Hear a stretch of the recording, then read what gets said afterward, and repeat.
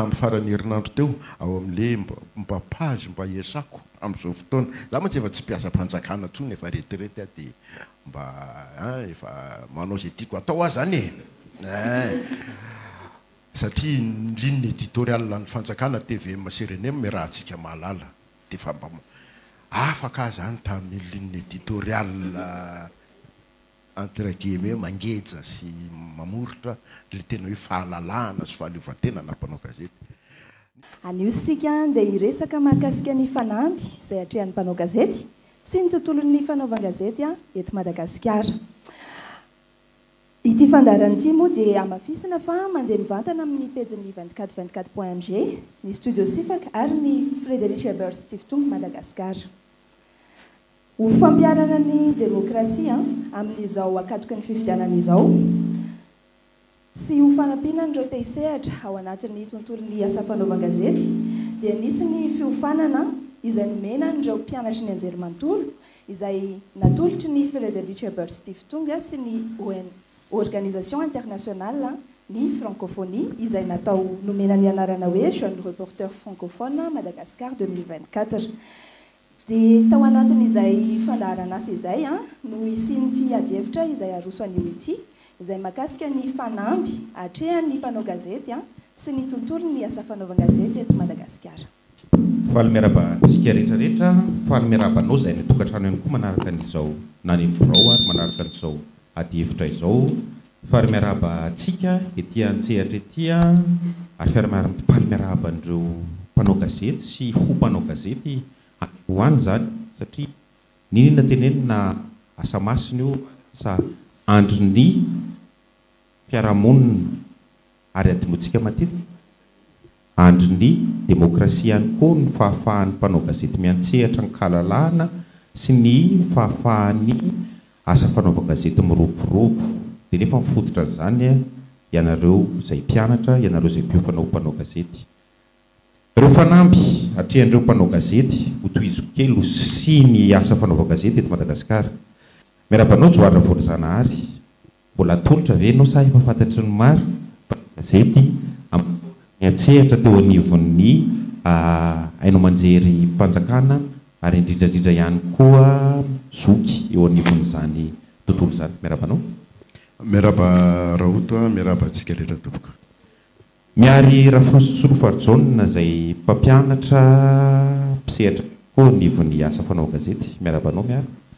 Miaraba ny Raoto dia miaraba antsika rehetra manatrika eto sy miaraka miresaka eto. Natao ray herivelo ary tony andahatsoratra studio Sifaka moa izay fantatsika fa anisany tena anisany kamara misy bipiheno indrindra na dia ataontsika hoe tanora efa antitrantitra ihany tanora zokiny. Ya miara-pandraoto miara-batsika rehetra ny manatrika eto ny manatrika en ligne sy itsika rehetra ety Andapiazo. Andapiazo.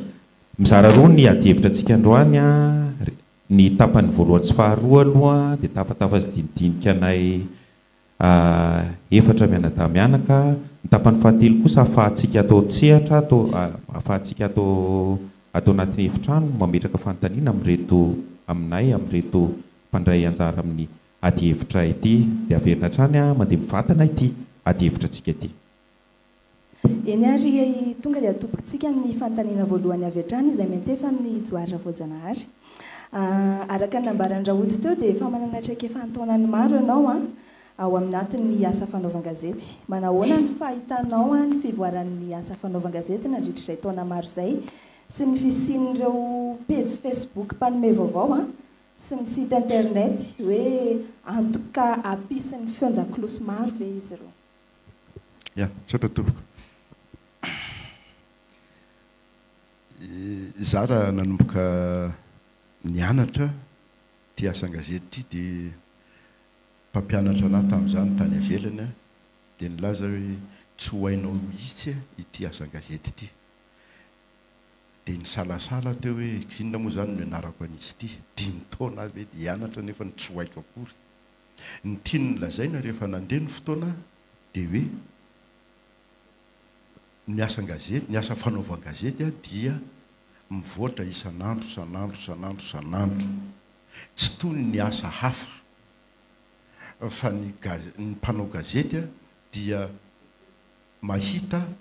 zavatra vaovao foana isan'andro, isan'alina,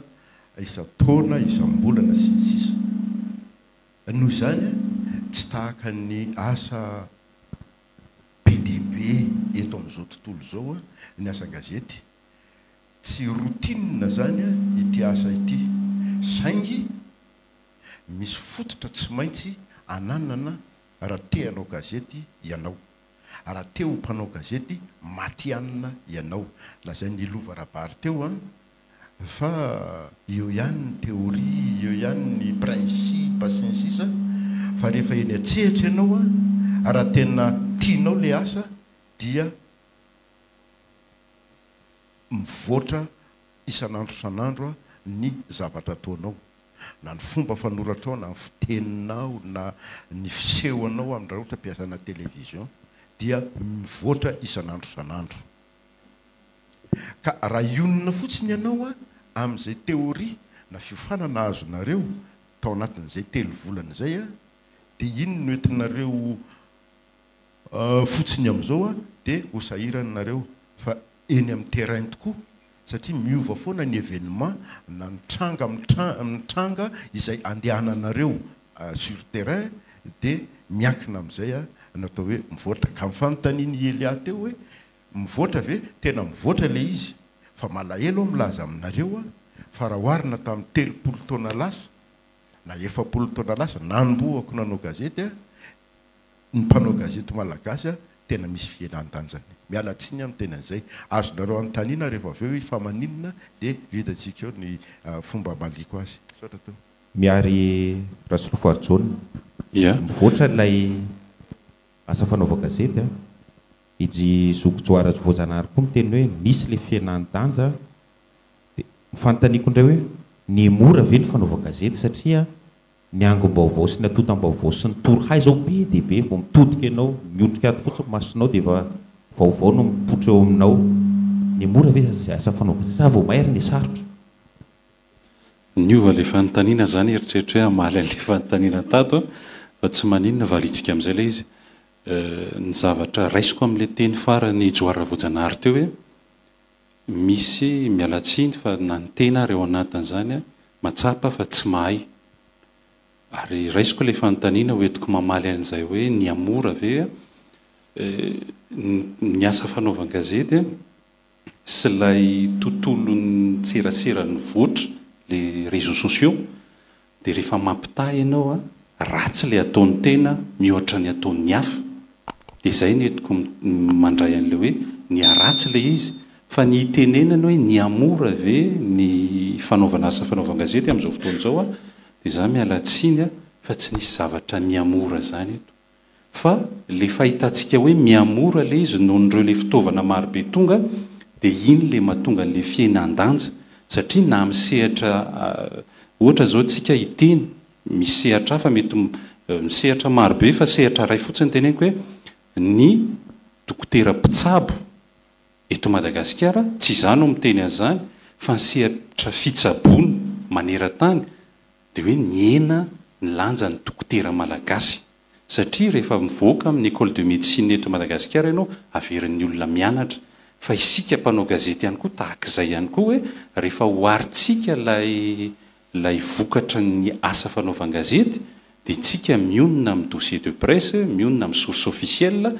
dia izay fiononana fotsiny amin'ny zavatra atolotra zay no lasa mampiendanja an'ilay asa fanaovana gazety. Ka ny tenenana ny mora ve tsy tompo, tsy ny mora le izy fa vao may mihasarotra, satria tadidio fa ny source officielle amin'izao fotoana izao raha ny fifidianana filoham-pirenena farany tany amin'ny firenena matanjaka ara-toekarena États-Unis dia miainga avy any amin'ny candidat izay naresy ny fake news, miainga avy any amin'ny olona izay tompona réseaux sociaux ny fake news, lay vaovao tsy mitombona tsy marina zany. Ka satria ve reny source officielle dia io ntsika efa mora kely, dia satria ve reny no mitarika mpijery dia mora kely ny dikan'izany. Izay zavatra izay ny tenenana hoe tsy mitombona ny tenenana hoe miamora, fa vao may ny asarotra noho tamin'ny 30 taona lasa 70 taona lasa. Fa amin'izao tsika amin'ny teny izao dia izay no ahafahako miteny hoe sady ny aratsy ny kalitao antsika mpanao gazety ao anatiny no miasarotra lay fikirakirana n'ilay atao hoe vaovao homanina ahafahany fiarahamonina mivoatra. Sotra. Araka nambarany miaro teo dia maro zany ny fanampy izay mila hatrehana ny fanatsarana ny asa fanaovan-gazety, fa misy fanampy iray goavana ihany koa dia ny fahaleovantena ny asa fanaovan-gazety. Ho an'ny ao amin'ny studio sifaka zao dia azo lazaina hoe manana fahaleovan-tenany ihany izy ireo mihoatra amin'ny deska hafa zany, fa ho an'ny fanontaniana ho an'ny Nathan Raherivelo, manahoana ny fahatsapanareo ao anatin'ny studio sifaka an'izay hoe fahaleovan-tena izay, olana ve izay sa karazany hoe teboka iray tsaratsara kokoa ho an'ny asa fanaovan-gazety ao anivon'ny studio sifaka? Ya, olana ve efa niasa tamina orinasa mpanaovan-gazety hafa mialohan'ny tao amin'ny studio sifaka, dia etaeta mpanao gazety rehetra izay hoe afaka mamoaka vaovao arak'izay heveriny amin'ny fampiarana ny fahaiza-manaony zany. Dia misakana tany amin'ireny tao anatin'ilay sehatra niasana teo aloha, raha ampitahaiko zany amin'ny zavatra iainanay amin'izao, misy tompon'ilay izy. Ny fahafahanao aloha zany a milaza n'ilay vaovao araka ny tokony ho izy izay heverinao, manaraka an'ilay ligne éditoriale zany hoe tsy mbola nisy aloha endrika mihitsy fanohitohinana na fanakanana na fanerena ilaza na tsy ilaza vaovao anisan'ny ngezabe zay, na dia tsy manakana ary zay ho anay ihany hieritreritra isiany le autocensure noho ny amina sujet sensible maro. Ny fanamba ho anay indray anefany eo amin'le mahaleo-tena zay dia sarotra kokoa ny anatonana ireo loharanom-baovao. Anisany izahay victime n'izany hoe sélection zany, hoe fa izy nareo tsy mahazo miditra, mbola na le izy tsy azo mihitsy le information, na le izy sarotra ny mahazo azy, rapitso ianao mijery média hafa manome an'ilay information nangatahanao, nefa ny lalana mitovy ihany nandehanana nakany amin'le nangatahana an'ilay vaovao zany. Ao ny entité publique, entité privée, ny entité hafa ivelan'ireo. Dia izay zany lasa ohatrany mety misy endrika tahotra kely ihany koa ve ao ambadika hoe reto zany tsy mifatafata ve na reto zany ohatran'izao. À chaque fois zany izay lasa mitaky fotoana lavalava kokoa anay ny andresy lahatra sy hanazava izay vao instaurer les confiance avy any amin'le source, fa tsy ohatran'ny média hafa zay efa tonga dia ay fantatray ohatra zao sy ohatran'izao. Joara Voajanary, ianao teo ny teny hoe niendanja, dia atao hoe niendanja ilay fanaovan-gazety fa tsy ny mpanao gazety. Nefa ny amin'izao miazakazaka mamorona orinasa mpanao gazety daholo ireo atao hoe intérêt politique zany, intérêt économique zany,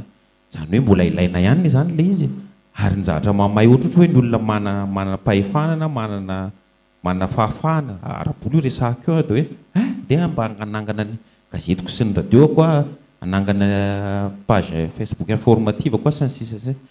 Zany hoe izy mety hoe miendanja fa ilaina sy manana lanjany ihany zany. Za miteny hoe miendanjany tsy midika hoe tsisy ilana azy, fa raha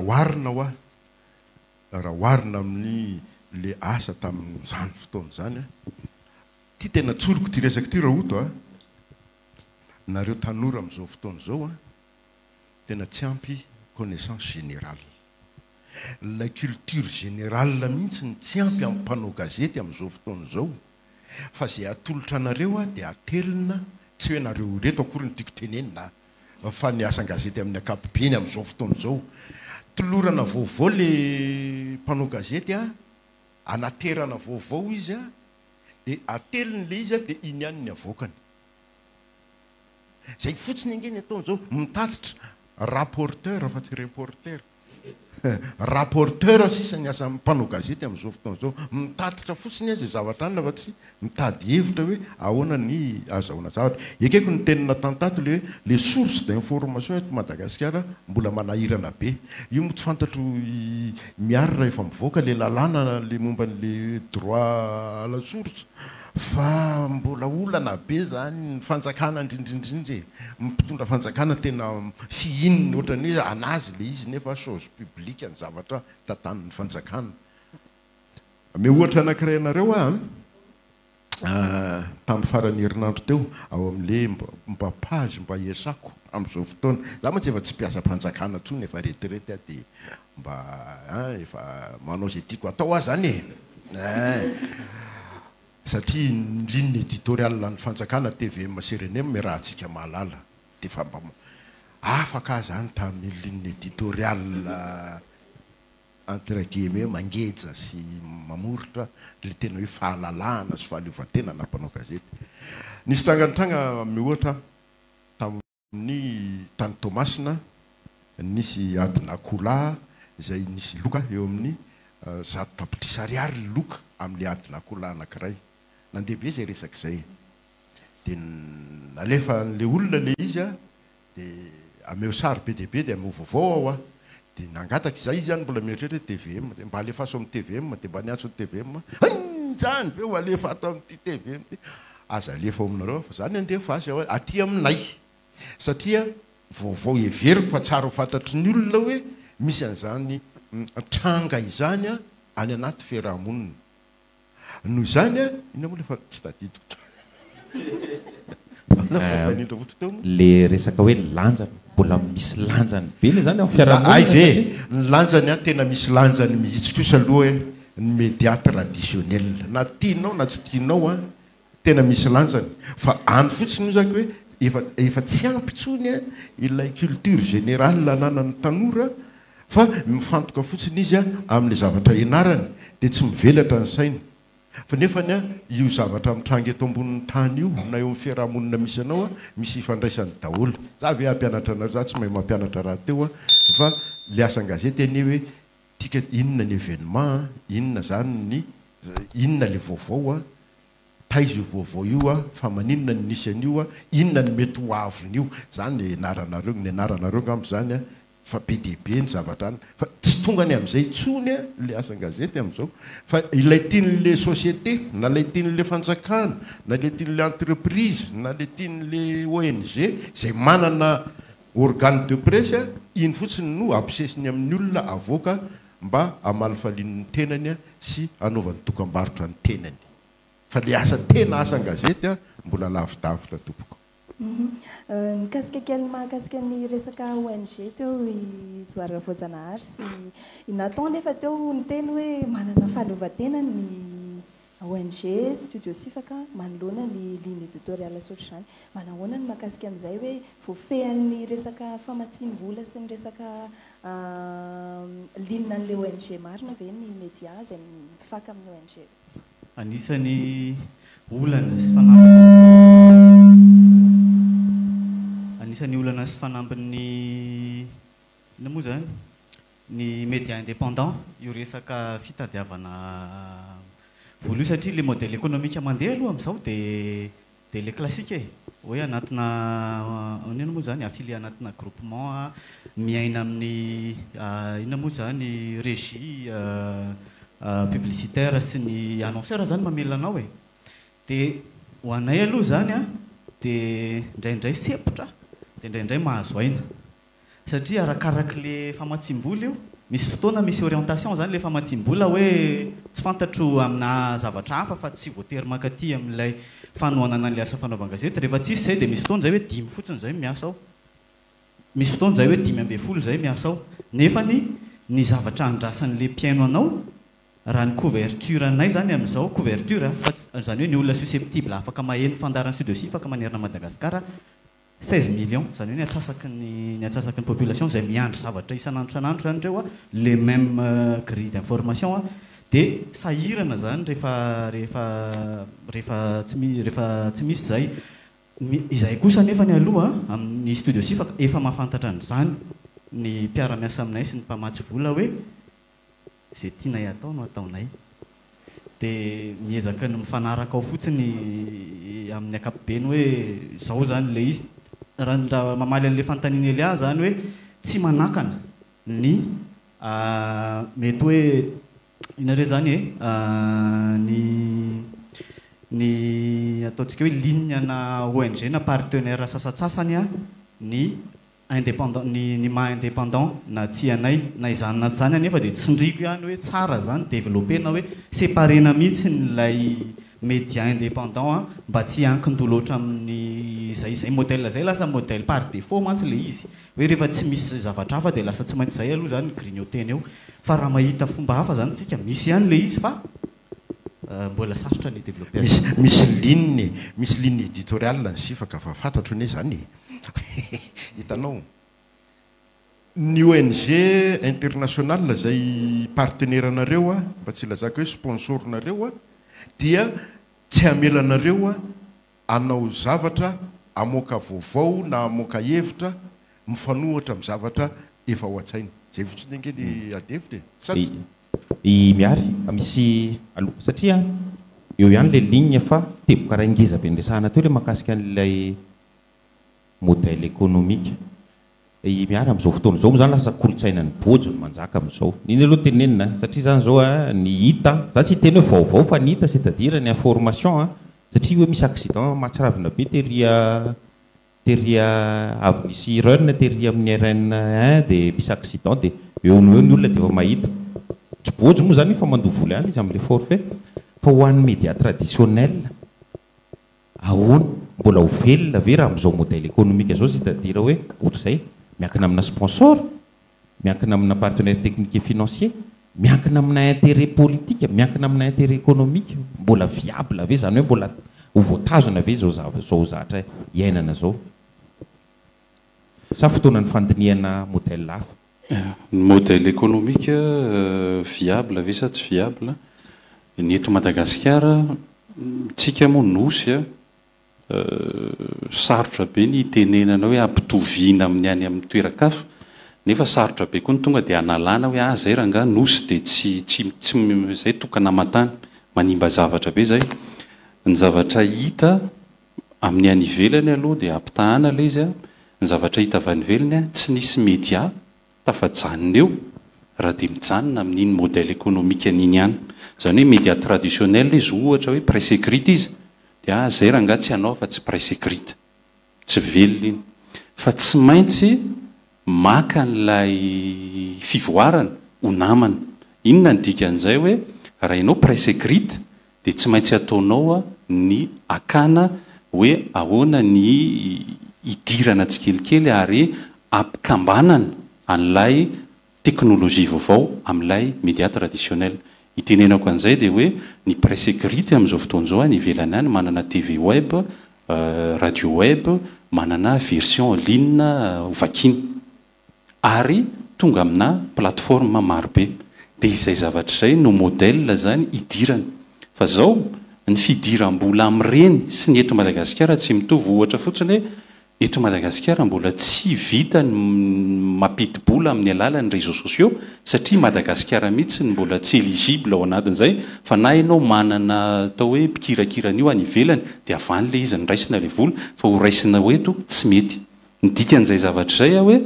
ianao zany raha anao ohatra hoe studio sifaka ny politika tsy fatako ny 24.24 mg reny zavatra reny zany amin'izao fotoana zao a na tonga ianao dia nirotsaka ao anatin'le nouvelle technologie dia tadio fa misy public cible mbola le média traditionnel dia anjaranao zany no mijery amin'le contexte socio-économique eto Madagasikara hoe aiza ho aiza le vola fa za mampitatana orinasa zay tena tsy miakina amin'izaniza orinasa gazety dia mahita fa rehefa tonga any amin'ny annonceur ianao dia ny fanontaniany zareo dia mbola le traditionnel hoe tonga aiza ny couverture anao aiza le fanadiadiana hoe izy avy mihaino anao dia izay zavatra izay no hiteny ay vidinay zany lay fandaharanao fa any ivelany tsy zay ntsony dia ny ampitazany tsika tonga dia ampitaha fotsiny andao akatahaka ny any ivelany tsy mety andao koa hijanona fotsiny amin'ny mazatra antsika tsy mety fa tsy maintsy ilay mpanao gazety lay mpitatana n'lay orinasa gazety sy lay tompon'lay gazety no miara-miteny hoe ahoana ny fomba ary mila tadidiny zay hoe ahoana ny fomba anomezana fahafapo an'ilay mpanjifa izay misy antony be da be ao le informé misy dikany marobe amin'izay fotoan'izay fa tsy hoe mialatsiny amin'ny zoky joara voatjanary raha miteny hoe tsy le adina koa loatra ny olana na tsy olana fa ahoana ny fomba hitraité le mpanao gazety le adina koa tokony ho avadika orinasa ve le tontolon'ny adina koa ka hitovy amin'ny baolina kitra amin'izao fotoana izao izay efa manam-bola be lavitra noho ny fanjakana ny fédérationna ny baolina kitra sy ny club any amin'ny firenen-kafa any tsy le adina koa loatra hoa fa ahoana ny fomba hitondranao an'izay ka isy vokatsoa ao anatin'ilay fiarahamonina le izy raha vao tsy mbola mavita an'izay ny orinasan-gazety ny atsy mavita aloha tonga dia tena ko sao dia hoe ianao raha tsy manao tsy ihany le tsika koa ma tsy manana an'izay fijery le teneniko raisina fa tsy le hoe le ataonao le izy tsy hany loatra fa zay le tokony ho atao misy antony koa tsy hatongavana amin'izay dia zay le modèle économique hoe misy zavatra tsy mifanojo zao a itsika makatahaka be fatany any ivelany zay fa misy ataontsika hoe fampiakina maro a natongavany amin'ireo dia itsika lasa tonga dia andray fotsiny hoe nendry zareo mbola zay hoe visibilité fotsiny jerena fa tsy fantatra marina zay impact any amin'ilay public ohatra makaray a za zao mba nieritreritra hoe za mba radio de proximité fa ny candidat ao amin'ilay commune misy ana amin'ilay élection municipale tsisy nakao fa candidat aria lavitra rika inona moa zany dia zay zavatra zay ny mila dinihana hoe inona marina le tena ataontsika mpanao gazety fa zany tsy resaka politika toe-karena fotsiny dia hoe taterina araka ny teo satria misy zavatra ray tsikariko ary anisan'ny nanao an'izany a ny mpanao gazety hatreto dia tsy mahafantatra genre journalistique fa tsy tokana fa tsy izy akory ny alerile izy ny mpanao gazety rehefa miala ao ny deska ianao reportage fa io tsy reportage io ataony io fa io na interview ataony any na enquête ataony any na inona reportage foana ny anaran'io a fa io tsy reportage rehefa tonga ao anaty deska fa rapport compte rendu farafahelana izay zavatra zay le olana satria zay misy nitondratsika amin'ny tapany faharoa zay koa zany ezaka tsy mba mizaka ka natao rehetra zay a anatin'ilay lasitra théorique napetraka zay hoe naverina nampianarina hoe nozarainina hoe inona ny genre journaliste inona ny mazava-dehibe ary le mahakasika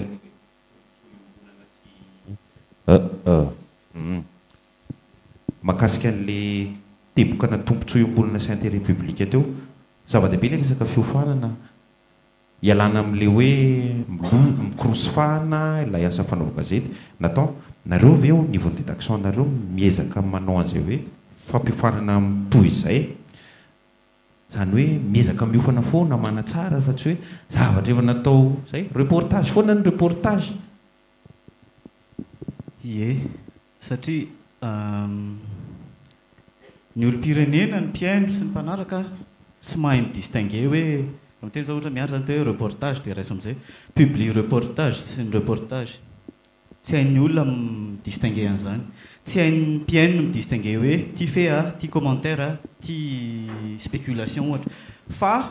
te ny sitona kely ny saintsika donc hivoaka ny tanan-dehibe ohatra n'Antananarivo ndao any Andriry fantatrareo aizy zany Andriry any Abetroka any zany dia ny olona any a zay zavatra rehetrarehetra mandeha amin'ny radio dia marina ninona zany mandeha na déclaration io na tsy haiko karazany zavatra be da be dia marina dia ny dikan'izay a ilay mpanao gazety mila manazatra an'ilay mpiaino hoe ity zavatra ity a izao ny tokony andraisanao azy ity zavatra ity a izao indray ny tokony andraisanao azy izao hitondrana iazy zao a izao mitanjonao ambadika le izy indrindrindrindra moa zany ho anay eo amin'ny studio sifa ka resy lahatra hoe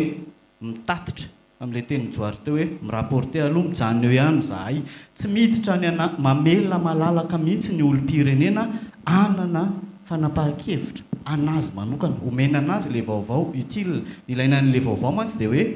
anina moa hafahana midécide avy eo ohatrany hoe miteny hoe miteny mety hoe hoavy ny orana rapitsy dia mitondra elo zany ny olona fa tsy anjaranay tsy miteny hoe mitondra elo fa miteny zay hoe hoavy ny orana rapitsy dia mijanona eo amina fitateram-baovao zay misy ihany moa ny kronika hoe azavaina mihitsy ty hevitra manokana sy ny sisa fanazarana an'izay fa na ny mpanao gazety satria ho anay eo amin'ny studio sifaka 10 taona zany zay ny na moa zany ny esprit anay zany lalatsaina dia hoe tsy mpanao gazety matianina 10 na 10 taona traikefa no antsony misy ihany zany fa tena faran'izay vitsy fa matetika dia tanora vao nivoaka ny école dia ampianarina satria moa zany zay koa maninona moa misadresse amin'ny tanora dia tsara ihany le hoe tanora misadresse amin'ny tanora moa tanora koa mahafantatra préoccupation ny tanora dia tsy maintsy misy fampivana satria entre an'ilay formation azo sy ilay exigence an'ilay métier sy ny paysage médiatique misy zavatra mila hidirana tsikelikely zany tao anatin'ny 5 taona zany zay tena nampiofana continuellement dia misy formation continue tafiditra amin'izany moa zany zao toy ny fampifanana ny ankizy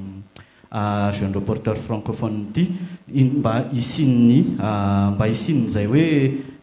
kalitao tsara ho an'ny mpiaino zay dia sady manararoatra mirépondira kely fotsiny raha minitra amin'ilay teny joary teo hoe misy ligne éditoriale dia arakaraka le tenen'ny bailleur sy ny partenaire zany 5 taona zay ny studio sifa ka ampoly ny karazany samy hafa tsy mifampiankina misy ny mifampiankina ny mpamatsy vola sy ny mpiara-miasa aminay reo ny fandaharana tsy niova ny fandaharana ny karaza-fandaharana ny karazam-baovao nomenay ahitantsika taratra kely zany hoe misy niova ve nisy niterena nisy ohatrohatry ny ahoana raha izay ny tombony azy amin'ilay fisian'ny bailleur ndraindray manokatra ny masonay ohatra hoe tsy resahana mihitsy zany problème na migration ohatra ina moa zany e déplacement en interne moa zany raha zay ny filazana anazy tsy dia tena resahana zany no ny antony maro be eny hatramin'ny moyen anatanterahana an'ilay izy dia tonga le mpiara-miasa miteny hoe misy zavatra ohatr'izao ve mba favorisenareo na anaovy émission manokana any fa omena latitude nareo zany ahafahanareo mamokatra an'ilay izy amin'izay besoin satria zao manararoatra an'izay tokoa studio sifaka dia manana an'ilay antsoina hoe fans club ny studio sifaka club d'auditeur mba ahafahanay zany misassuré hoe tena mahitsy amin'ilay lalana nandrasana taminay tamin'ny voalohany manina moa miremplir an'le mission zay dia mivory isaky ny 2 volana tanora 500 ao anatin'ny faritra 3 miaino ny fandaharana dia manome retour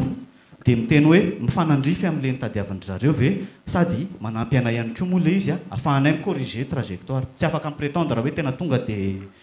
dia angle droit be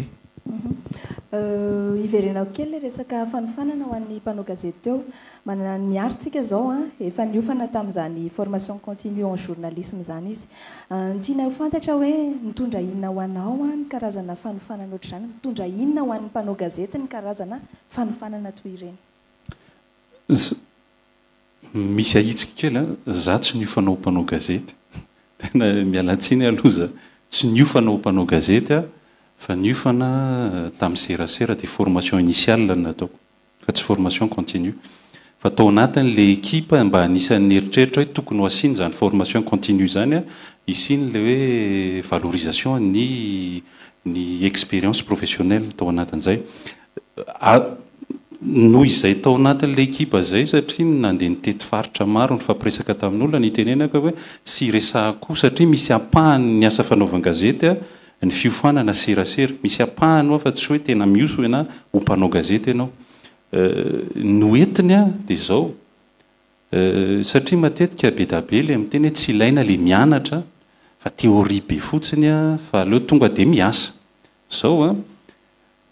rehefa ianao no mianatra ho dada ka ny dadanao ihany ny hitanao dia tadidio fa nitoetra ny dadanao no averinao ary raha namony vady dadanao dia hamony vady ianao fa rehefa mianatra ianao rehefa mandeha makany amin'ny fiarahamonina ianao dia mahita raim-pianakaviana maro mahita ny fiantraikan'ilay rehefa mamony vady dia mety zao ny fiafarany rehefa zao ary ny fianarana le mianatra any an-tsekoly sy le formation mahita mpampiofana pikaroka matianina maro ianao dia reny fijery maro lafy reny no mamola volanao sy manosika anao ihany koa ifamaly aminy ary raha hitanao fa tsy mety la hevitra hoentiny izay zavatra izay no mamola vola olona feno vonina isehatra amin'le asa fanaovan-gazety zay tadidio fa manana fahefana be lavitra noho ny filohan'ny repoblika ilay mpanao gazety. Manonteny anareo a firy ny mpanao gazety nanongana fitondrana teto fa rehefa avy eo izy miteny hoe tsy azo atao tsony le izy. Tsy teto Madagasikara rery nisy an'izay a, dia izay zavatra ny teneniko hoe io mpanao gazety io rehefa miteny dia misy fetraikany any amin'ny fiarahamonina ary nareo no niteny teo a any amin'ny faritra hafa dia izay tenen'ny radio sy ny gazety dia marina izay mihitsy ny ilana n'ilay pluralité de média. Tsy ekena intsony ary tsy mety ny hoe TVM sy RNM irery no any. Ary tsy mety zay no anisan'ny divana atao anatin'ny code de la communication. Ary tsy mety ihany koa raha voa officiel irery ihany no en'ny olona.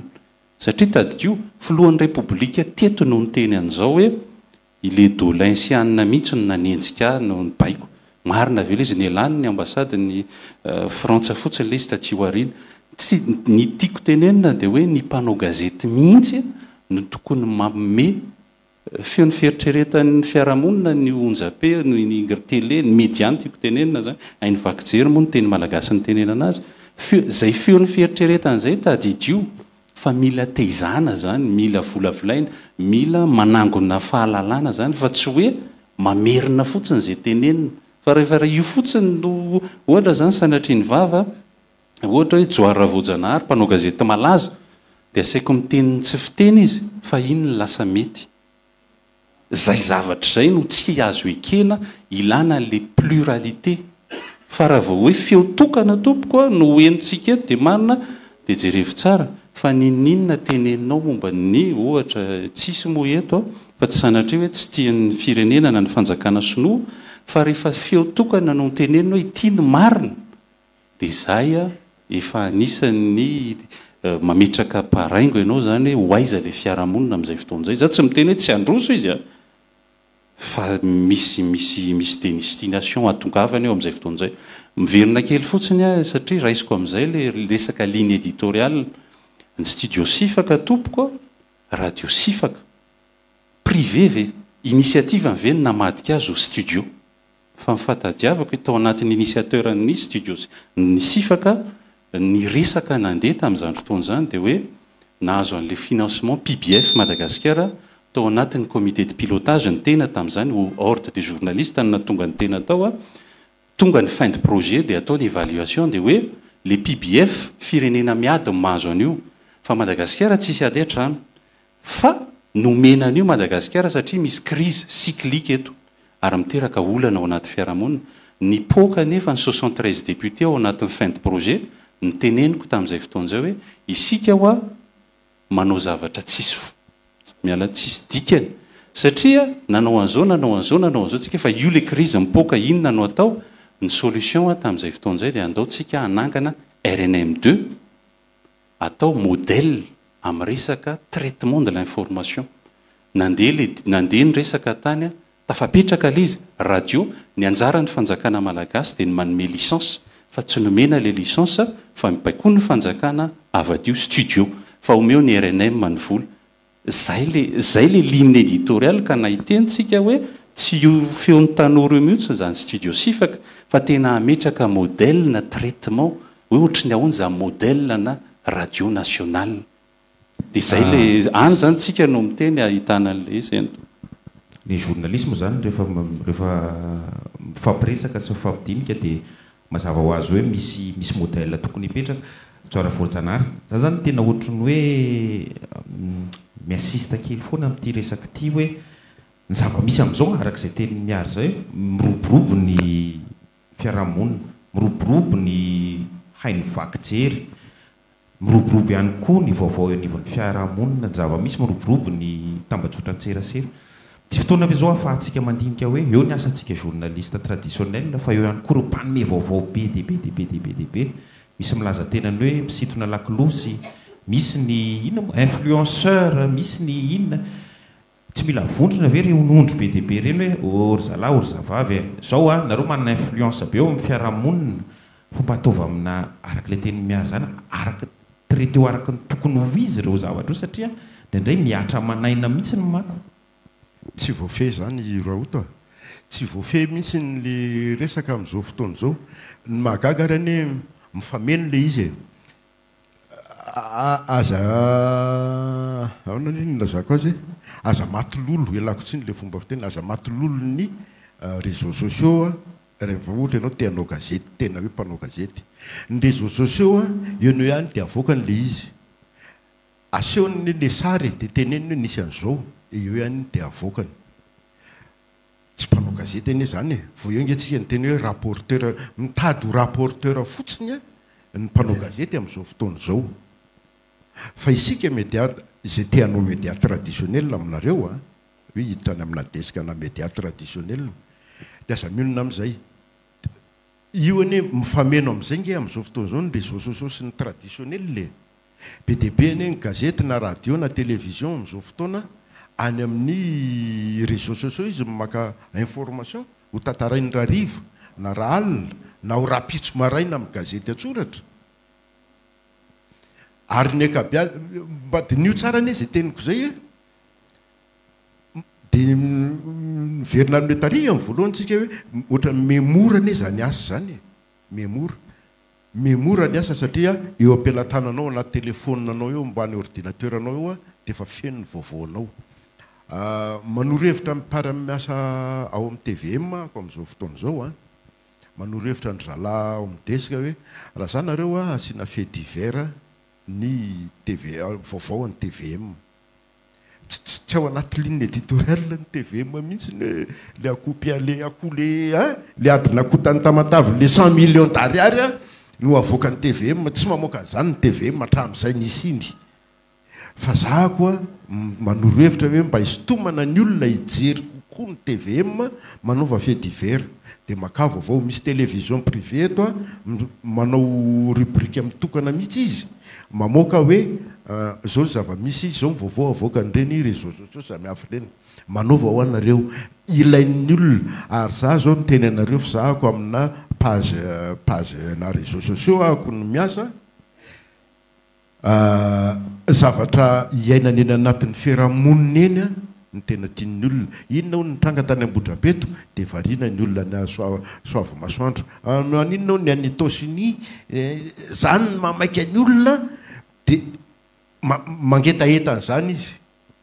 dia anjarantsika mpanao gazety any amina média traditionnel no mitondra azy ao anatin'ny fahitsika ny intellectuel tsika ny olona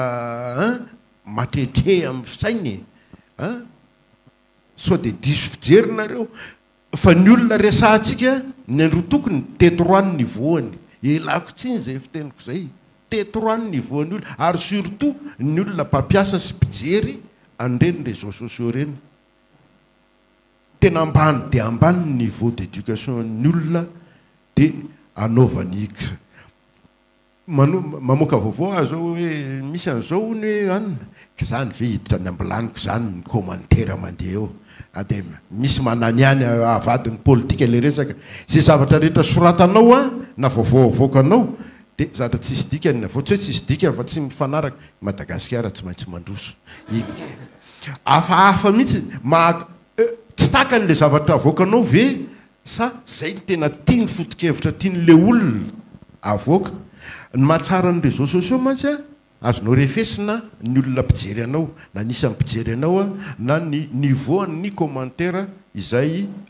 avoakanao nisy teny Saint-Exupéry izay amaranako ny teniko momba ny resaka hoe pluralisme ozy Saint-Exupéry hoe tonga dia ataoko teny gasy za ozy izy tsy mitovy hevitra aminao mihitsy ny resaka taman'olona izy zany tsy mitovy hevitra aminao fa za hiady mafy mba hahafahanao mamoaka ny hevitra ao io natao ka tsy izay zavatra izay mihitsy ny ve ny voamay laina le mpanao gazety zay niofana zany hoe efa ataontsika hoe tsy manidina ambony loatra lay ady hevitra dia vitsika indray ve ny voamay kolokolo an'izay fa tsy teo mihitsy ny ve ny voamay laina hoe mpanao gazety tena atao hoe matianina zany hoe mijery fantatra fa mazava azy tsy eto antsika rery mahaliana n'olona ny fait divers zany tsy eto Madagasikara rery fa kosa fait divers sy zavatra mahakasika ny firenena ny arikarena ny ady iraisam-pirenena zay hoe diso misy ny olona mako hiditra any ambilany mihitsy ny io satria miadina ny Ukraine miakatra mividina paty Tanzania rapitso satria na blé avy any Ukraine no dia izay tsy tiany mihitsy ny ve no hoe mila fampianarana bebe kokoa hiatrika an'ireo ataontsika hoe défi actuel ny mpanao gazety amin'izao fotoana izao. Ie, resaka kely an'ilay influenceur teo nareo amiko a ny mpanao gazety sy ny média influenceur ihany koa tsy haiko par nature sa par défaut sa par excellence faiseur d'opinion filazan'ny olona azy taloha izany hoe référence any olona zany en matière d'information karazan'ilay ohatrany hoe apetraky ny olona izay tsy te hivaky lohan'izany loi de finance zany fa lazao aminay inona ny tsara ho fantatra amin'io 1000 page io dia lasa mi-influencer ny olona zany le izy efa zay foana le anjara andraikitra dia tsy maninona fa misy influenceur hafa indray le endrika ny amin'izao a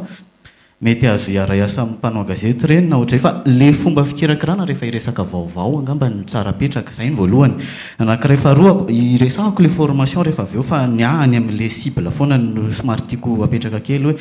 misy an'le hoe média littératie éducation média et l'information tokony hamafisina ho an'ny olom-pirenena mba hahafahany indrindraindrindra manasokajy an'le zavatra azony satria mpanao gazety tsika manao an'izany manao titre dia phrase interrogative le titre manahirana izany satria tonga dia raisin'le olona hoe raha ohatra izy ka tsy mahay mandanjalanja tsara to dia marina iny na psychologiquement raha to dia very'le olona marina ny zavatra vakiny any amin'ny farany vao misy an'le point d'interrogation ny dikan'izay zany mafy miévoluer koa manko le paysage médiatique misy besoin normatif zany hoe tsy le tinady omaly intsony tamin'ny 5 taona lasa ny zavatra indray amin'izao indrindra moa tsika ao anatin'ny hoe contexte électoral misy karazana paramètre vaovao miditra sy mivoaka zany ao ilaina fanamafisana foana amiko aloha za dia anisan'le nytenen'ny Lovarapary teo hoe tsy teny amin'ny terrain ny anatra fa tsy nanao formation initiale na journalisme nanao formation continue fa teny amin'ny terrain ny akamaroany ny anarako journalisme zany dia mety betsaka koa ny ohatr'izay fa misy koa nefa ny sortant d'école fa le tinady ankehitriny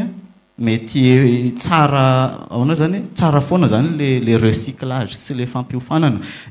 teneniko amintsika fotsiny ohatra hoe matetika koa ange ny eto amintsika le resaka pluralisme miary teo matetika eto amintsika midomine ny karazana sujet d'actualité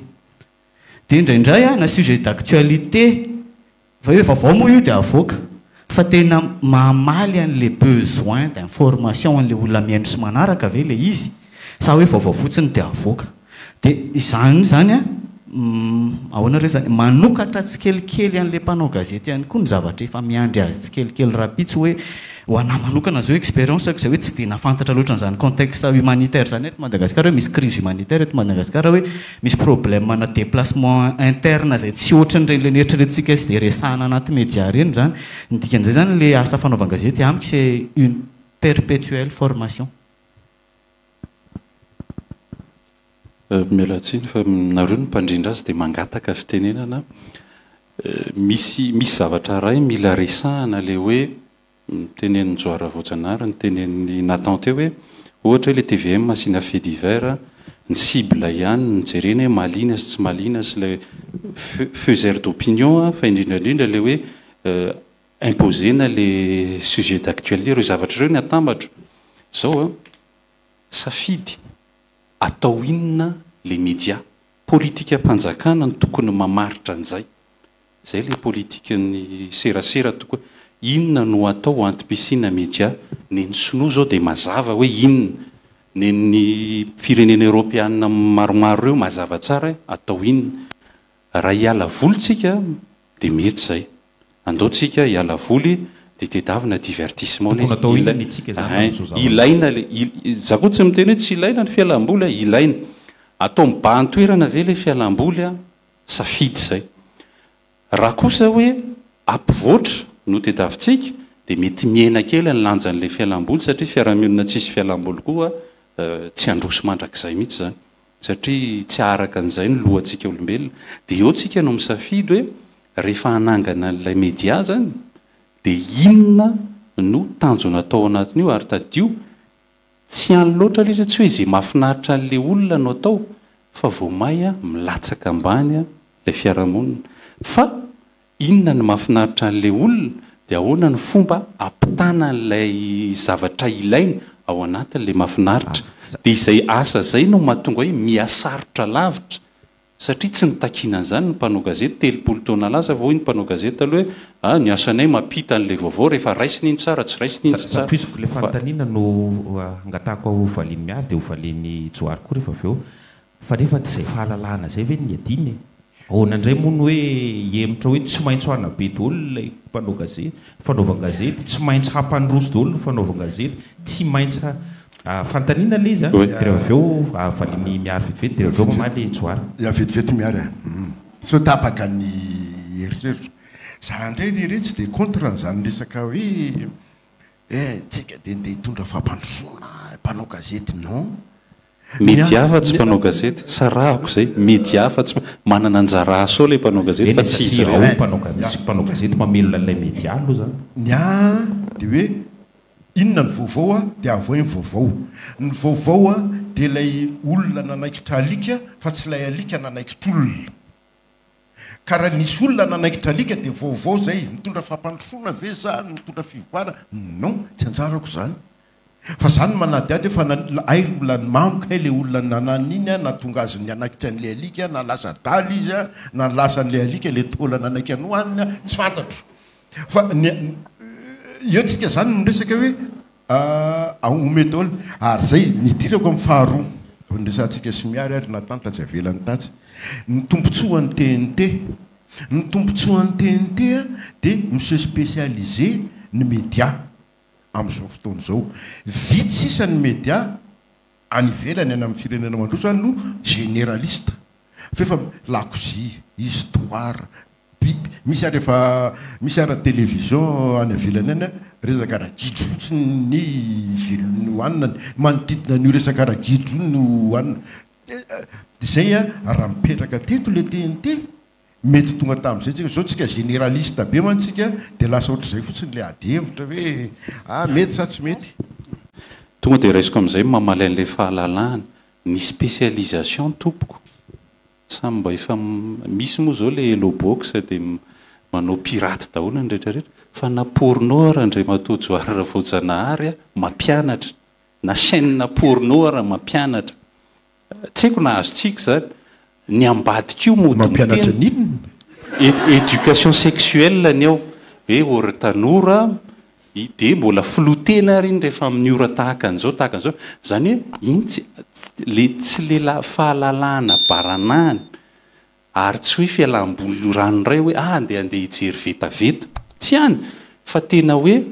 misy olana ao anaty fiarahamonina ao lasa mijery porno ary amin'ny réseaux sociaux fotsiny mampiteraka resa be misy miparitaka io ary namana mifampita vidéo dia hoe les chaînes pornographiques tena avadika éducation sexuelle ary misy politika mazava zay fa tsy marina ny hoe hiala voly fotsiny dia izay no makany amin'ilay fahalalahana hoe ny edivana anie ilay fahalalahana fa ny fahalalahana edivana fahalalahana misy tanjona ary mametraka andraikitra fa za tsy niady fahalalahana mihitsy hoe ny zanako roa taona tompoko dia avy elao hilatsaka filoham-pirenena na avy elao hitondra tomobile eny an-dalambe na avy tsy izay ka fa fahalalahana sady tompona andraikitra ny tsirairay amin'ny andraikitra sy ny toerana misy azy ka nidikan'izay raha ohatra avadiko le izy matoa amin'izao fotoana izao misy ny baiboly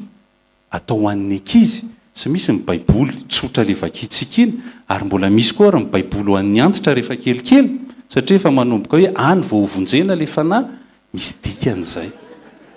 tena misy dikan'izay dia izay le takina amin'le média tsy le journaliste rery fa ny journaliste spécialisé amin'izay fotoan'izay tsy hoe rehefa journaliste économique dia za tsy resaka raha tsy amin'le manao cravaty ihany fa ahoana ny fahalalako za mpanao gazety hoe na ny tanora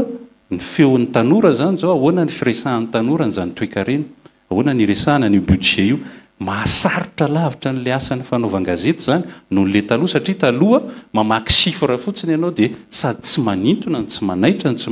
dia zay zavatra misy télévisionna ray zay teto nanomboka nanao an'le zay tenentsika zay hoe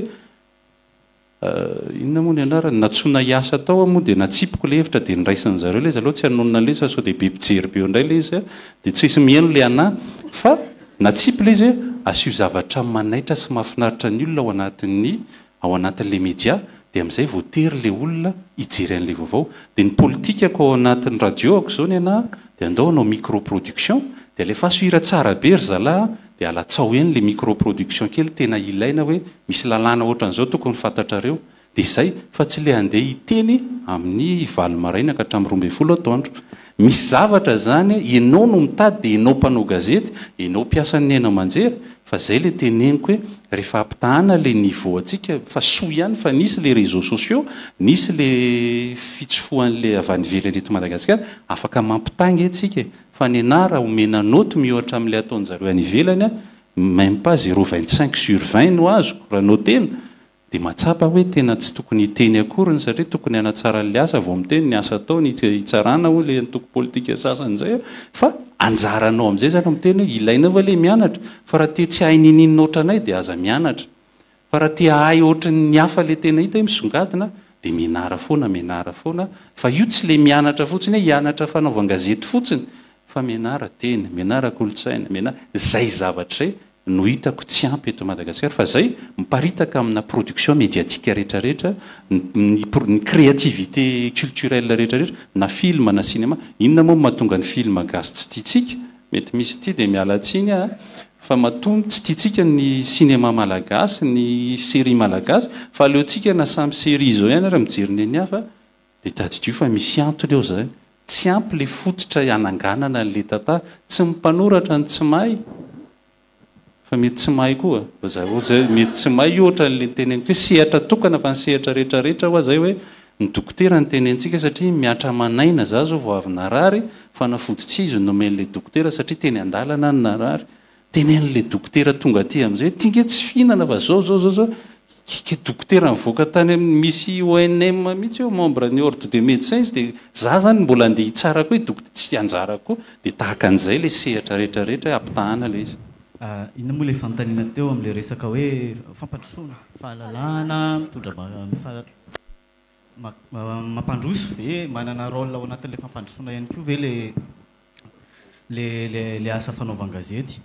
Le fampandrosoana moa mety misy famaritana ihany koa fa ho anay zao resy lahatra zay anisan'ny natonga ny studio sifaka mantsy akoatran'le hoe manome vaovao ho an'ny tanora dia manome sehatra ny tanora hitenenany ihany koa satria ny tanora dia ao anaty ahoana zany raha hoentiko kely ao anatin'le notion na gouvernance zany tsika ao zany misy resaka hoe redevabilité ao misy resaka hoe participation izay matetika nefa ny resaka gouvernance eto amintsika tsy dia tena ao anatin'ny tanora zany hoe ny studio sifaka zany anisan'ny témoignage kely anankiray ty nisy fotoana zay ny ady hevitra be momba ny politique nationale de la jeunesse misy tanora maro avy amin'ny Madagasikara zany resaka hoe ohatrohatr'izao rehefa nanatrika an'le consultation izahay nationale momba an'le élaboration an'le politique nationale de la jeunesse anisany ahoana re zany navohitra tao le hevitra nivoaka tamin'le tanora fantatro moa nanatrika zareo na tsy nanatrika na ny soumettre na tsy ny soumettre fa anisany ihany koa zany repère ho an'ny mpitondra ny fisian'ny information avy amin'ny média eo zany moa le amin'izao moa ny ataoko hoe miaraka amin'ny nouveau média izy misy an'le interaction vao maika mety angakangana kokoa dia mety hanampy mandroso le izy ho anay aloha dia safidinay ny vaovao avoakanay satria fohy aloha ny fotoana déjà raha ohatra ka le exemple ny zoara voajanahary hoe olona no an'ny alika na alika no an'ny olona ho anay raha misy vaovao hafa mety mahakasika ny hoe sekoly anankiray ny katona na telo volana izy mbola tsy nisokatra satria vokatry ny cyclone dia mazava ho azy fa avelanay le hafa izahay dia anisan'ny resy lahatra fa ny dialogue mamahaolana tsika ataoko hoe tsisy crise fa anisan'ny nananganana ny studio sifaka tamin'ny talohany 2019 dia izay indrindra hoe na iahina zany hoe isy crise post électorale dia mety isy problème surtout manipulation en jeune hiparticiper anatina conflit satria tena vulnérable ny tanorantsika dia ahoana zany ny ahafahana manome sehatra andry zareo analana an'izay frustration sy insatisfaction zay omeo sehatra izy hiteny ny olona manko rehefa miteny hoe tsy teny tsony dia efa zavatra hafa amin'izay izy zay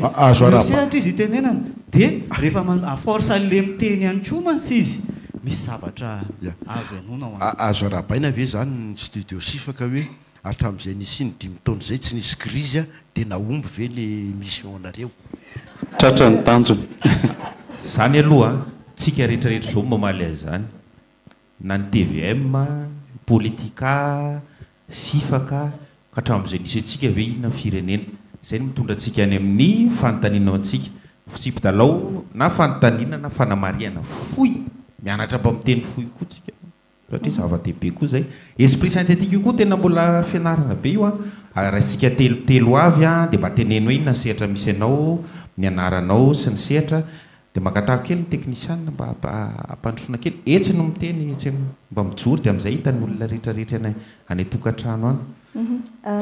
tsy adino ny manamarika hoe fanontaniana ho an'iza ilay fanontaniana izay apetraka na fanamariana ho an'iza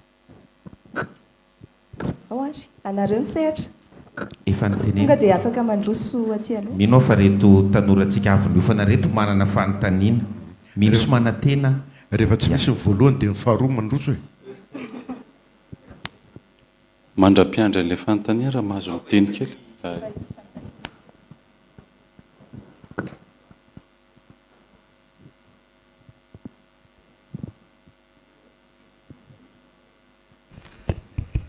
Ya, miarabantsika rehetra Ricard avy amin'ny ONG Tolosoa sy avy amin'ny Factiviste. Ny fanontaniako ho anareo telo mirahalahy hoe ohatrany ahoana ny fomba entinareo satria nareo tompona raikitra voalohany ao anatin'ny orinasa gazety mpanao gazety tompona orinasa gazety hiadina amin'ny désinformation satria ankehitriny ny mpanao gazety sy ny orinasa gazety manao désinformation vao nisy tamin'ny herinandro teo zany tamin'le avion may teny Ivato nanao désinformation izay fanontaniako ohatrany ahoana fomba entinareo hiadina amin'izay désinformation zay amin'izao tsika 2024 zao sora betsaka mbola misy fanontaniana hafa ve mba misy tovavy koa na vehivavy na andriambavilanitra jerijery fotsiny ato le tanora voavinofana ok ary valitsika izay zavatra satria sady eto koa manao dokam-barotra koa hoe misy tsy dokam-barotra moa satria lisy tsy amidy nisy manuel na fact-checking navoaka voamaly boky kely ao mirakitra ny justement hoe ahoana ny fomba hiadina amin'ny désinformation ho an'ny sifaka dia ho anareo ihany koa dia ho an'ny miara ahoana mahakasika an'izay hoe ady amin'ny vaovao nodisoana tsy vaovao diso fa nodisoana satria misy ilay question d'intentionnalité ie ho an'le désinformation sy mésinformation voamaly nisy an'le hoe omena tosika raha etsy ariary ny tanora hitanareo ve iny dia ny endrikendriky le nanome an'le vaovao dia sahala amin'ny ministère ny tanora sy ny fanatanjahantena dia be da be ny nanaparitaka an'le izy izay normal ihany zany tena tsika Madagasikara fa raha mijery fotsiny entre parenthèse kely fotsiny zay any États-Unis any nisy étude nijereko zay olona 70 nanao mésinformation na désinformation sur les réseaux sociaux nefa mety hoe jerentsika ohatrohatrany ahoana le niveau d'éducation an'le olo-pirenena amin'ireo firenena anankiroa reo ny ataonay studio sifaka nanomboka tamin'ny taona 2022 naoraka be ny Covid-19 ary tena naoraka mbola infodémie moa zany hoe mbola mafy mihoatra noho ny le coronavirus le information dia namokatra fandarana kely zay avoaka isanandro décryptage Covid-19 zay ny fiantsonay anazy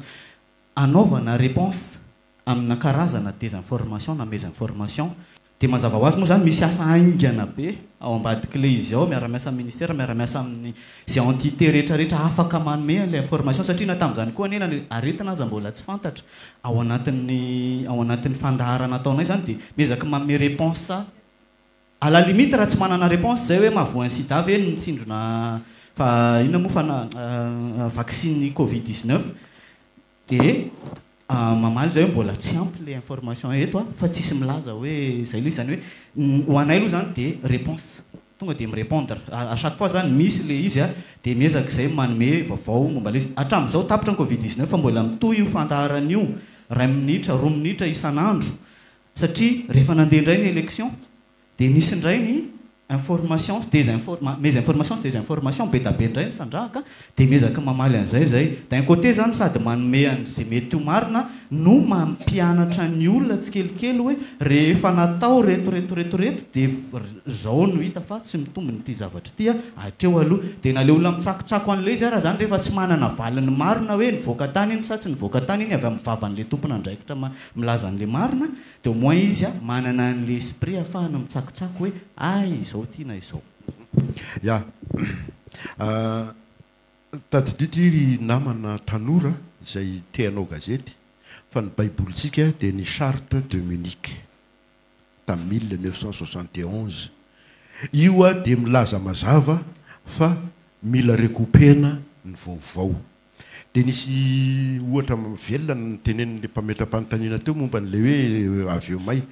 tsy naheno mihitsy ary tsy nahita mihitsy mpanao gazety teto Antananarivo nandenake ny vato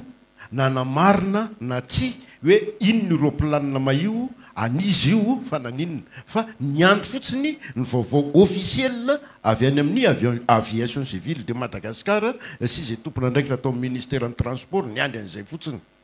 ny asantsika tompoka dia ny masotsika sy ny sofintsika sy ny fahatsapahtsika zay ny tena vaovao ilaina fatatsika etsy vato any le izy marina fa mety sahirana ka tsisy tsao le tomobile ka tsao le moto ka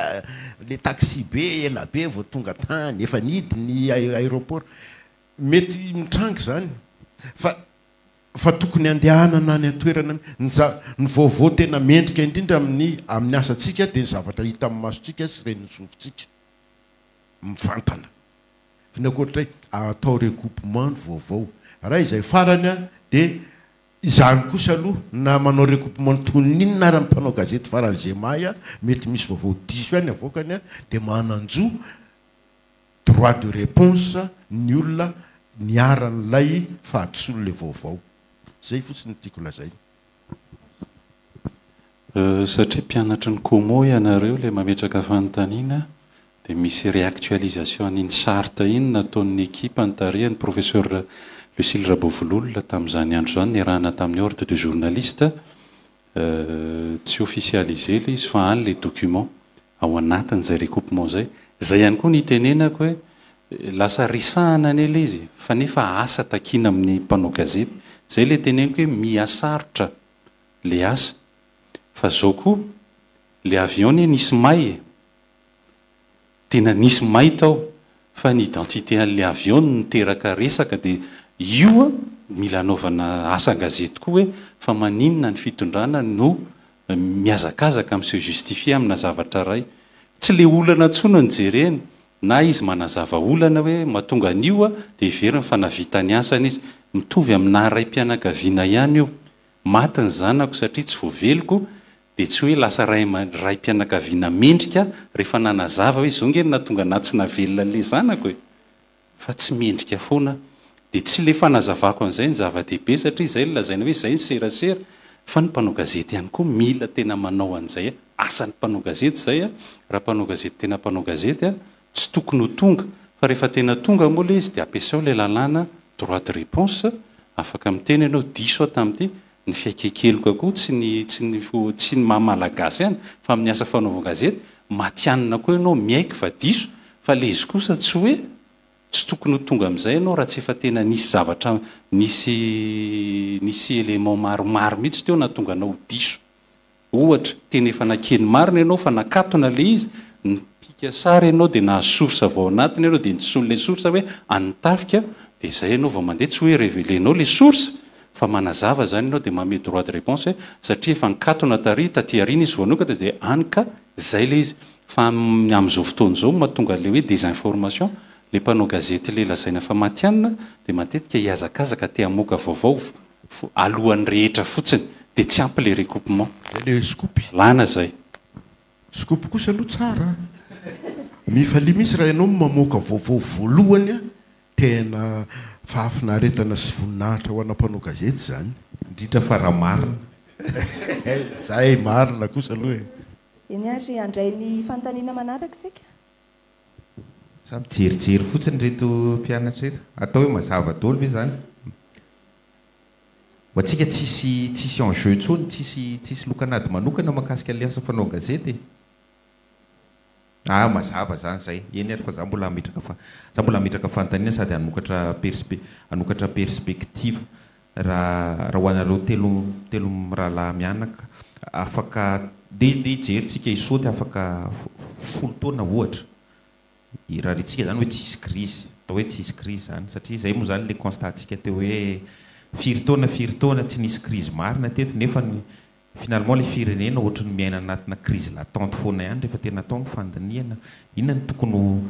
neny miary moa zany zay de mbola manamafy an'izay ataoko hoe atsisika zay hoe tokony hisy spécialisation kokoa tokony fantatra hoe aiza ny orientation hoe quel genre de média on veut pour Madagascar.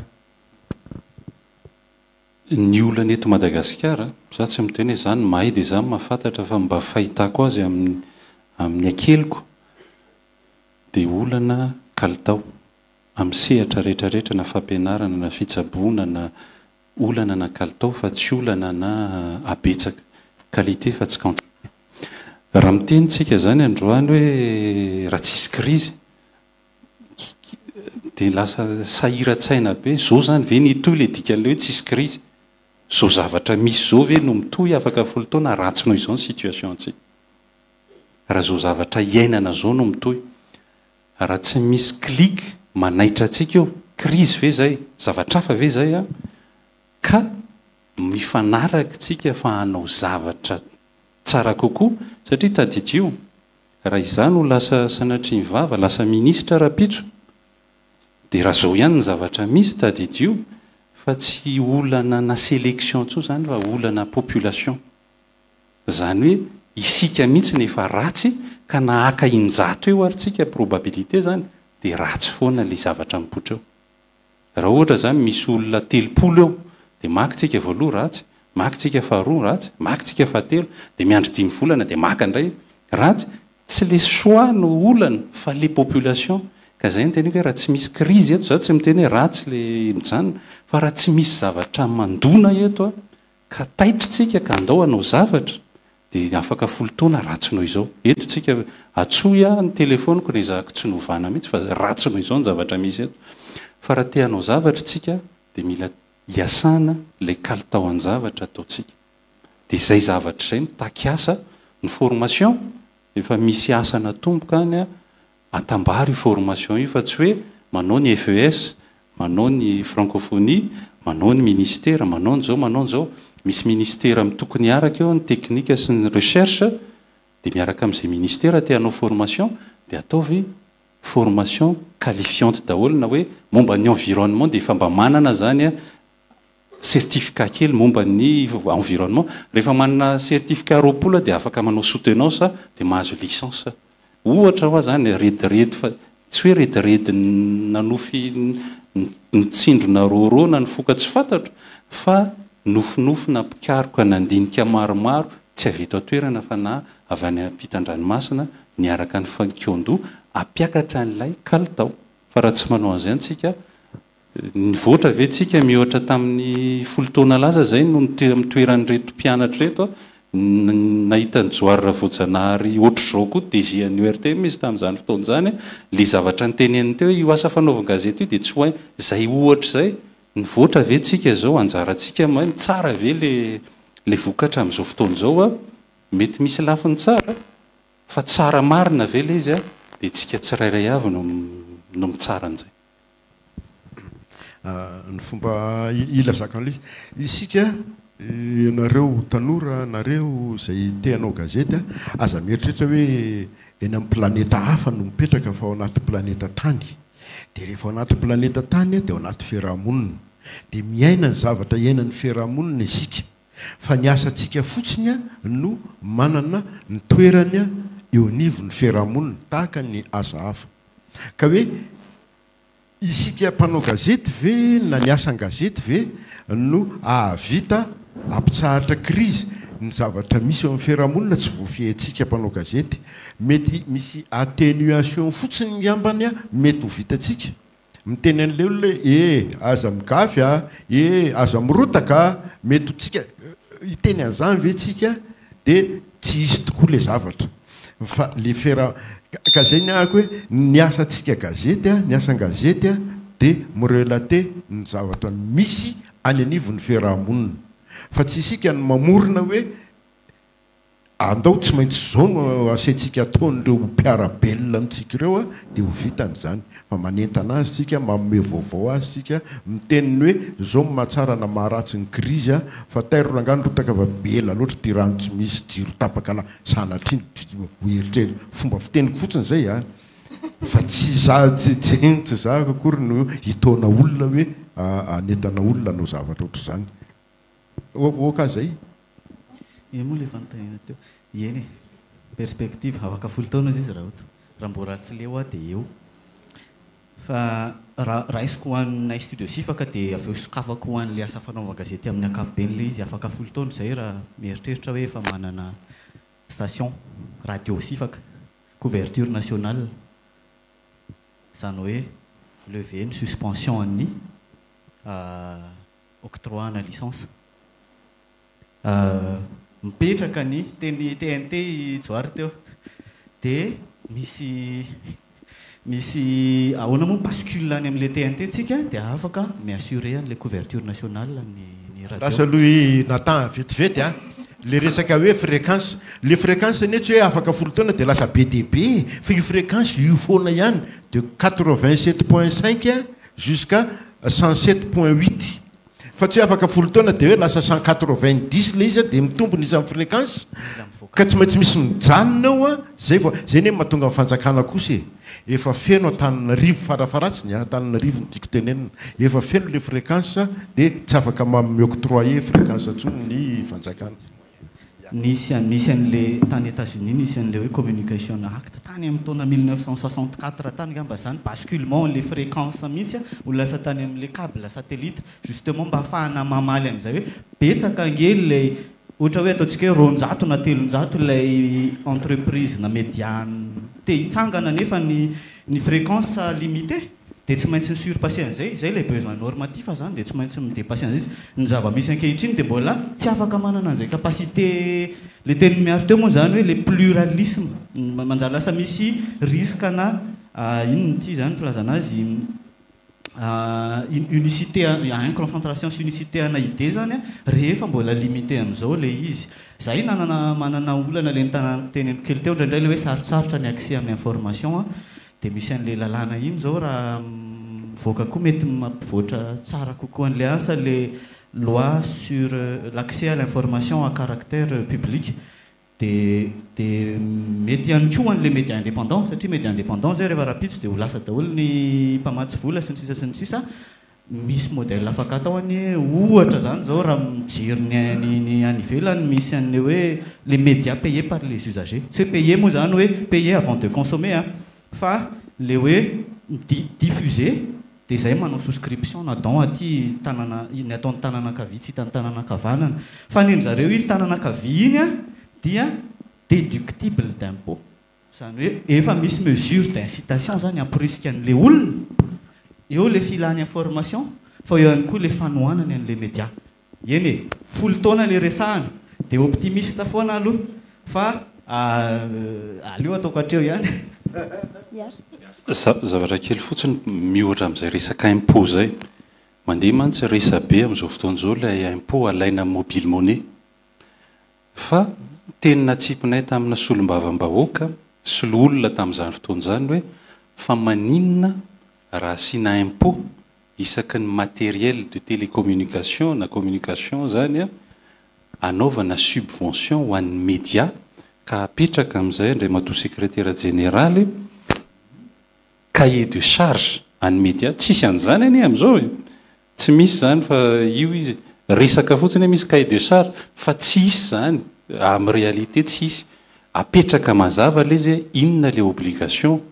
ataon'ny fanjakana mba mamehery an'le fanjakana zay fa tsy hoe fanjakana reny fa apaka tsara daholo amin'izay koa reto karazana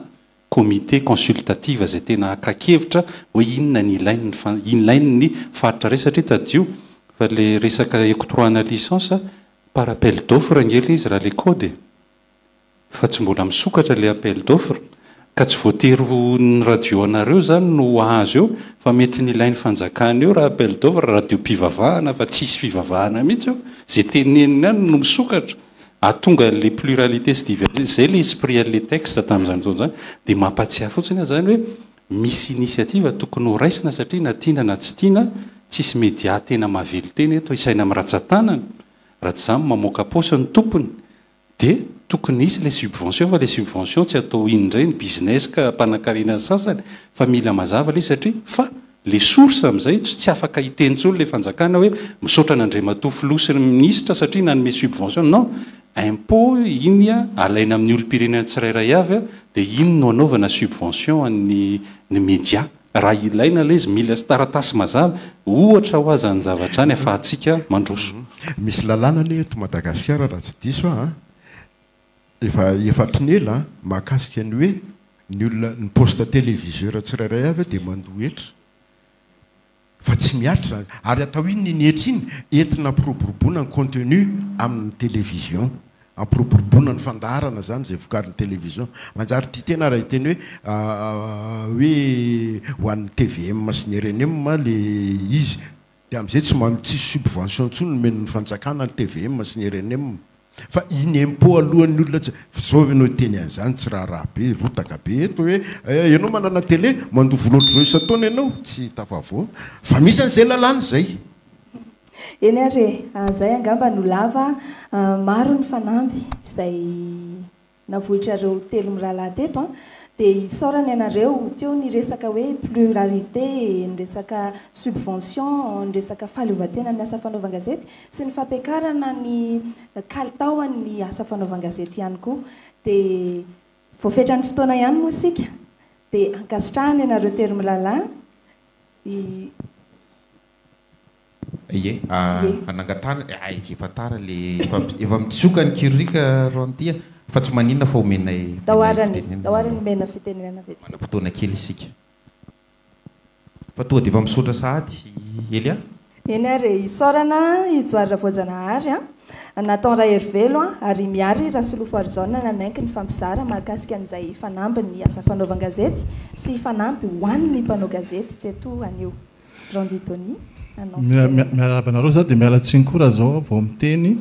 satria tsy taitra tsy natory fa navelako hoe jeune reporter no hiteny zany dia tsy niteny mihitsy aloha fa zareo moa tsy miteny dia zay natonga anao hoe zao aho vao mangataka hoe hiteny satria voalohany aloha za miarabanareo miarabany mpikarakara zay nainy safidy an'ireto mpandray anjara reto zay olobe ny fanaovan-gazety natao miary indrindra joarira voajanahary zay zokibe navita maro teo amin'ny sehatry ny fanaovan-gazety vao fitinareo tsara le fanamby fahafana fahaleovantena sy kalitao ametraka fantinareo avy eo fa ametraka information sy solution koa iny ny atao iarovana ny fahafana fahaleovantena sy kalitao dia fanarahana fenitra ao amin'ny orinasa tsotra dia misy ny atao hoe norme ISO haitsika daholo zany norme ISO zay fenitra iraisam-pirenena fa fanaovan-gazety koa ny manana norme ISO zay tsy atsoina hoe norme ISO izy fa atsoina hoe journalism trust initiative GTI fenitra iraisam-pirenena izy io rehefa manaraka an'io ianao ka miteny amin'ny sehatra iraisam-pirenena zay tomboko dia manana norme GTI dia misokatra aminao daholo mivaravarana misokatra anao subvention eran-tany misokatra anao koa mpiaino ny mpanjifa hoe ty orinasa ty manana norme ISO GTI mahatoky anao kokoa izy ty ny annonceur koa ty orinasa gazety ty manana norme ISO GTI mahatoky anao kokoa ary na miresaka algorithme amin'ny internet ary manana norme ISO GTI ianao dia ambonimbony kokoa référencement anao amin'izay fotoana zay fa tsy zay moa notenako resahana fa misy fanontaniana anankiray tiako alefa ho anareo sy indrindrindra fa hijoary eo zao DGN ORT Madarosa ataon'ny TVM foana hatramin'izay manomboka 2012 zany efa nanoratra azo revana azy azy re soratra amin'ny toetra be da be amin'ireo jeune reporter reo mbola tsy teraka tamin'izany hoe rehefa tsy eo amin'ny fitondrana dia mahafantatra hoe sokafo ny TVM. Rehefa tonga amin'ny fitondrana dia idina ny TVM. Dia le olona te haka fitondrana teo hoe sokafo io dia ohatr'izay foana. 2002 zany efa nohatra hoe privatiseo ny TVM sy ny RNM. Ahoana mety eritreretinareo amin'izay? Zay fotsiny tiako tenena. Misaotra-betsaka. Sady meko anjara fitenenana daholo nareo no mamarana ihany koa. I Joary moa zany efa retraité angambany tsy fa manan-kevitra izy mazava ho azy dia mena 3 minitra fitenenana nareo 3 mirahalahy. Ya, misaotra ny Randy mikasika an'izay tena le privatisena angamba ny ranevitra Randy tsy privatisena fa sokafana ny actionnariat. Fa ny fanjakana no manana ny action be indrindra ao anatiny. Zay ny hevitro zay. Tany amin'ny 2002 tany raha niova ny fitondram-panjakana ka Imam Rakoto Arivelo no ministra tamin'izany dia rehefa niresahana izy d'accord tamin'io hevitra io izy. D'accord izy hoe amin'izay tsy manana mainmise à 100% itsony ny fanjakana ao anatin'ny TVM sy ny RNM, tsy TVM fotsiny ny resaka fa ny média public zany. Fa tsy tanteraka le izy fa ny ambola tazomiko zay ohatra hoe dia miteny ianao hoe ianary firy taona DG tao tsy d'accord zay DG tatana le araka le anina fotsiny no ataoko io ny rafitra dia io no ataoko fa ny aniny any apoko tsy miloaka indrindra fa za malalaka amin'izao za tsy mpiasa mpanjakana itsony fa efa retraité dia malalaka amin'ny teny sokafy io TVM sy RNM io tsy manapaka retraité zany tsony ny fanjakana ampitombony araka ampitombony arany retraité koa sokafy ho an'ny entité privé ny TVM sy ny RNM tahaka ny France 2. France 2 ny média public télé public fa inona tsy fahalalahana misy ao anatin'ny France 2 raha izay faharoa ny mpanao gazety na média public na média privé manana ny indépendance vis-à-vis ny olona tompony. Rehefa tsy mety aminao ny ligne éditoriale le tompony dia tonga amin'ilay hoe inona moa ry clause de conscience melahy ianao rehefa tsy mety aminao le izy zay. Mety fiteny hafa satria tsy dia d'accord à 100% amin'ilay izy dia teneniko amin'ny endrika hafa ilay izy ny statut an'ny ORTM ny mila ovana ka tsy tonga any amin'ny conseil de ministre no manendry ny DG nefa manana conseil d'administration satria efa membre ny conseil d'administration tao niaraka mihitsy zay sery Joary Rafotsanary tamin'izany kelikely ihany ny tena ady hevitra amin'ny fampandehanana fa zavatra hafa ny tena mampiady hevitra ao rehefa ao amin'ilay conseil d'administration. Izay zavatra izay no mila ohatra inona ny statut an'ny université tsy laninany amin'ny conseil des ministres ny président sy ny chef de département ny chef de mention. Misy zavatra mila jerena le statut hijanonany média public le appellation tena janona média public fa tsy média d'état amin'izay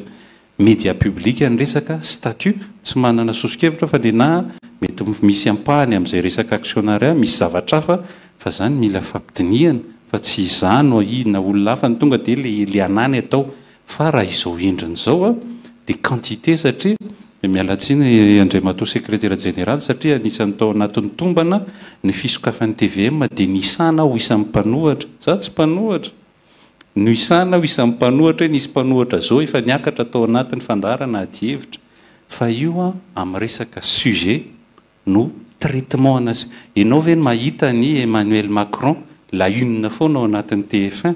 na i Donald Trump rehefa lasa président izy la une foana ao anatin'ny actualité misy qualité le resahana rehefa resaka liberté fa tsy quantité tsony tsy hoe afaka mivoaketsy dia malalaka zay fa misy gadra malalaka noho itsika fa itsika ity ivelany ara migadra lavitra noho izy qualité le resahana amin'izay dia zay tena hoe ny olana eto Madagasikara tena olana na kalitaon-javatra fa lasa mionona amina tototsika dia lasa lomorona le fiarahamonitsika le sehatra rehetrarehetra mihitsy ny tahaka an'izay dia izay no ady tena mila hatrehana andraisantsika anjara raha hiasa amin'ny média tsika misaotra to. Le privatisation moa tsy ao anatin'ny média hitantsika ny concentration zay problème raha vao privatisena io na rapitso ary io tonga dia misy maky dia tonga dia tafiditra anatina groupe de média anankiray dia mazava ho azy fa tsy miova amin'le zavatra eritreretina ihany zany. Le souci andrandi nefany a resaka any anatin'le information za zany proposition mitovy amin'le hevitry tsoary teo zany hoe raha ohatra ka ho sokafana ary sokafy amina participation fa ny ana nefa tsy any amin'ny resaka hoe management sy ny anina fa ny ana kokoa ny heritreritra hoe asio comité éditorial hoe asio comité éditorial avy amina tous horizons ao mba ho afaka satria problématique le contenu éditorial avoakany TVM CRNM mangamba indraindray mety misy hoe primeur ho an'izao sy somary mampiandry kely kokoa an'izao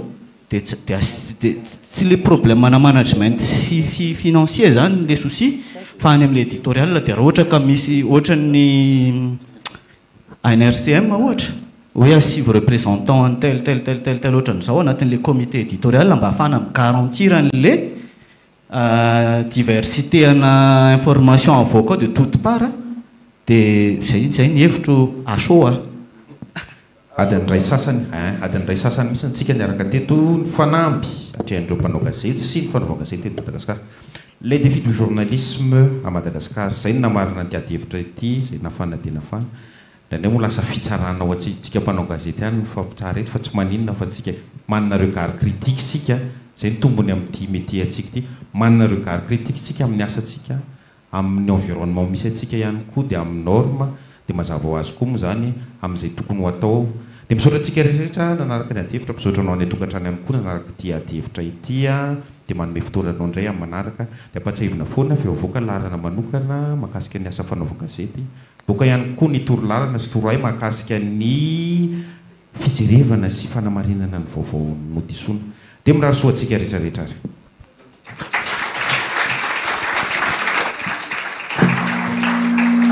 hiditra amin'ny andiny manaraka zay averiko any amin'ny raha matodomona aratsara zay nitotina fotsy na andro na masaka an'izao etsika izao itsika misaotra anareo